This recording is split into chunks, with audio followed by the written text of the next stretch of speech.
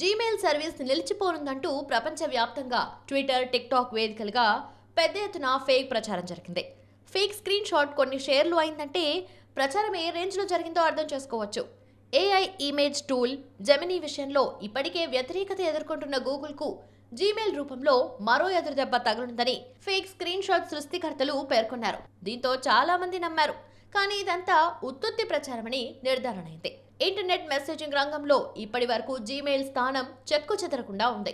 అయితే Google Gmail కు పోటీగా ఎక్స్ మెయిల్ పేరిట సరికొత్త ప్రత్యామ్నాయ ఈమెయిల్ను తీసుకువచ్చేందుకు ఎలాన్ మస్క్ సన్నద్ధమవుతున్నారు. త్వరలోనే ఎక్స్ మెయిల్ రంగప్రవేశం చేయనుందని మస్క్ వెల్లడించారు. కాగా జీమెయిల్ను గూగుల్ త్వరలోనే మూసివేస్తుందని సోషల్ మీడియాలో ప్రచారం జరుగుతుంది. 2024 ఆగస్టులో జీమెయిల్కు తెరదించేందుకు గూగుల్ నిర్ణయించుకుందని ఎక్స్లో కొన్ని పోస్టులు దర్శనమిచ్చాయి. అయితే గూగుల్ ఈ ప్రచారాన్ని కొట్టిపారేసింది.